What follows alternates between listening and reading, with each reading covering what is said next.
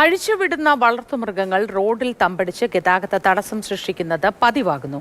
കൊച്ചി ധനുഷ്കോടി ദേശീയപാതയിൽ ആനയിറങ്കലിലാണ് വളർത്തുമൃഗങ്ങൾ ഗതാഗത തടസ്സം സൃഷ്ടിക്കുന്നത്. ഇരുചക്ര വാഹന യാത്രക്കാരടക്കം അപകടത്തിൽപ്പെടുന്നത് നിത്യസംഭവമെന്നും നാട്ടുകാർ പറയുന്നു.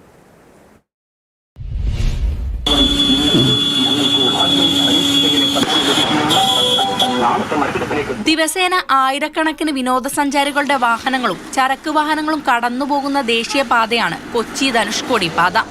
തീറ്റ തേടി അലഞ്ഞുതിരിയുന്ന വളർത്തുമൃഗങ്ങൾ കൂട്ടത്തോടെ റോഡിൽ തമ്പടിക്കുന്നതാണ് പ്രതിസന്ധിക്ക് കാരണം. ഈ മാട് റോഡിൽ നടക്കുന്ന ജഗം തീരാൻ മാറില്ല. പല പ്രാവശ്യം വണ്ടിക്ക് അപകടം മാടും ചത്തിട്ടുണ്ട്. ഇത് പഞ്ചായത്തിന്റെ അധികാരികളോ എണ്ണത്തിന്റെ അധികാരികളോ ഇത് ഒരു കാരണവശാലും ഇത് ശ്രദ്ധിക്കുന്നുമില്ല, ഒന്നുമില്ല. ഏറ്റവും കൂടുതൽ പ്രതിസന്ധി നേരിടുന്നത് ഇരുചക്ര വാഹന യാത്രികരും കാൽനട യാത്രക്കാരുമാണ്.